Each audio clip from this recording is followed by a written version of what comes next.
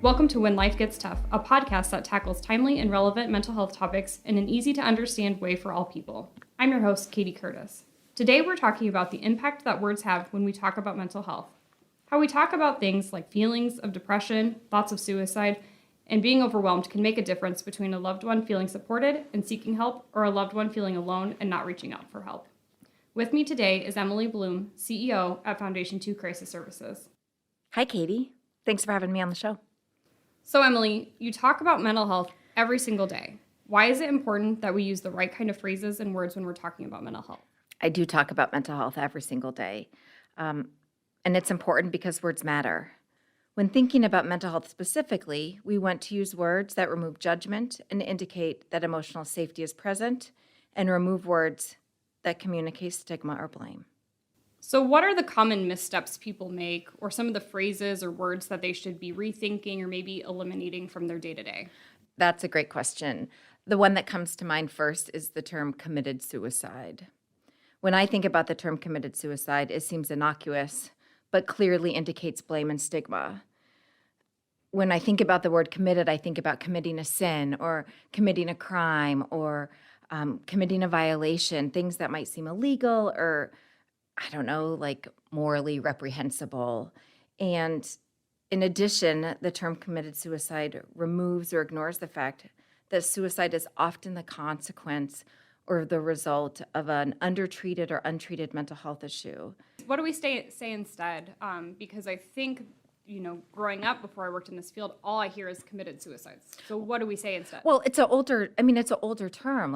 And I would just say as language changes, the term committed suicide is an outdated term. And, if we know better, we should do better. Therefore, we know that the term committed suicide can feel damaging to many people. So we're working as a community and a community of experts in the field to change to died by suicide. We don't say that someone committed a heart attack or committed a stroke. Those people, that's how they died. They died of a heart attack. They died of a stroke. They died because they lost a battle with a disease. And so if we say someone died by suicide, it's the same. They died as the result of losing a battle with a mental health disease. But there are other terms kind of that we're also working to change. One of those in particular is instead of saying that it was a successful attempt, no one dying by suicide is a successful anything. And so it's a suicide death or an unsuccessful attempt. Well, if someone doesn't die by suicide, we never want to say that that's unsuccessful.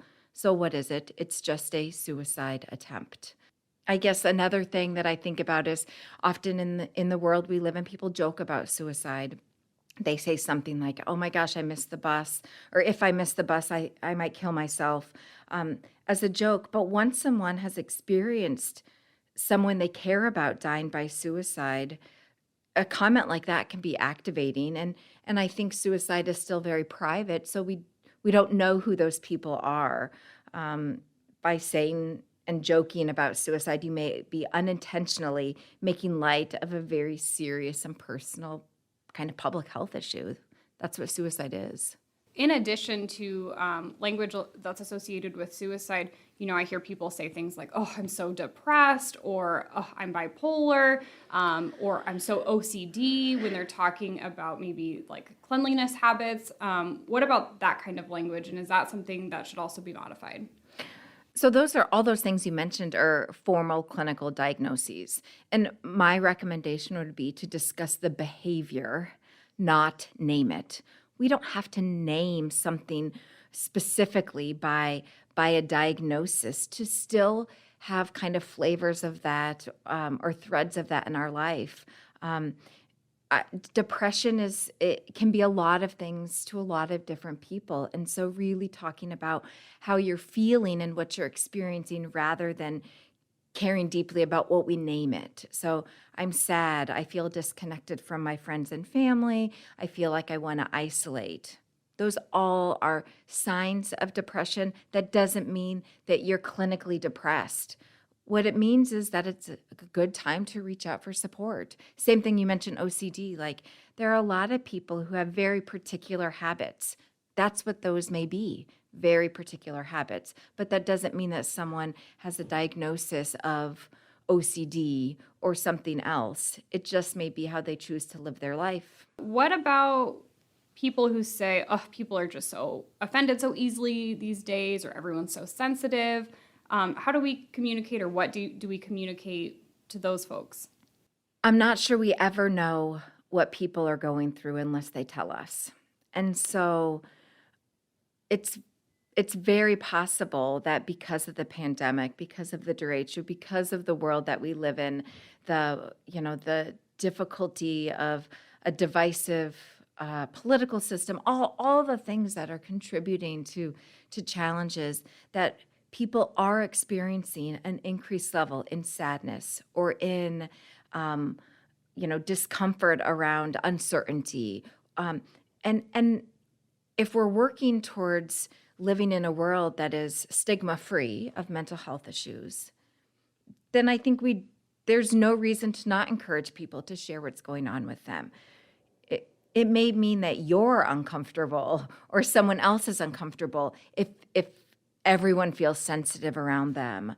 But the truth is, there is a lot of difficulty in our world, and people have feelings and thoughts about that difficulty. And if we give everybody the benefit of the doubt that we're just doing the best we can in the difficult world we live in, then I'm not sure that it matters how sensitive someone is or not is. What we want is people to get help when they need it.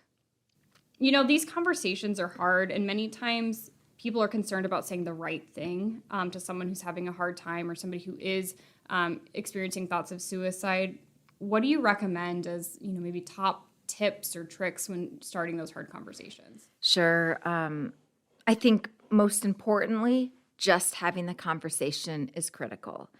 If you're concerned about someone saying something, even if it's the wrong thing, it is absolutely better than saying nothing at all.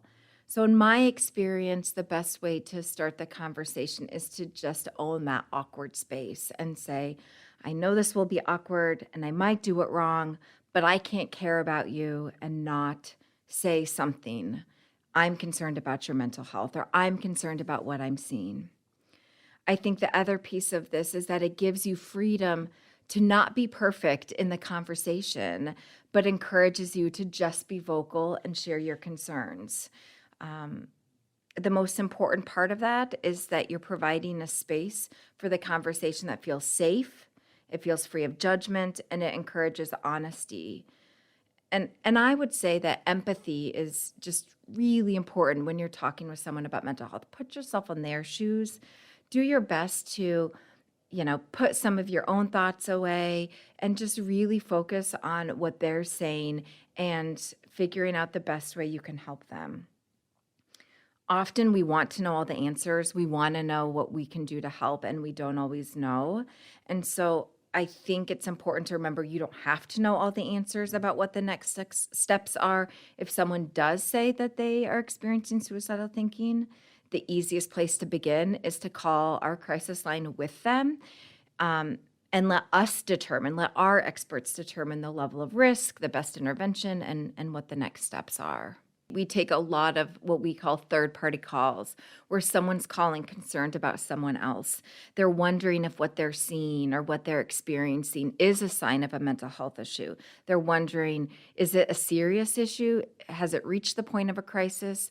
What should I say or what shouldn't I say? And our team has a lot of experience working through, those types of situations to try to provide you some really easy, good kind of next steps to take, ways to have those conversations. And again, a great place to start for anyone who's concerned about themselves, concerned about someone else, is to call our crisis line and reach out to an expert to just learn more information about what to do next.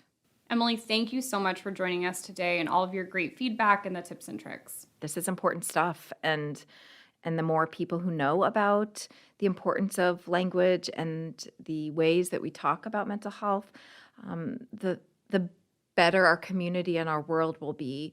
I really appreciate being here. If you or someone you know is in need of mental health support, the Foundation 2 Crisis Line is always available. You can reach the line at 319-362-2174. We hope you'll join us next time on When Life Gets Tough.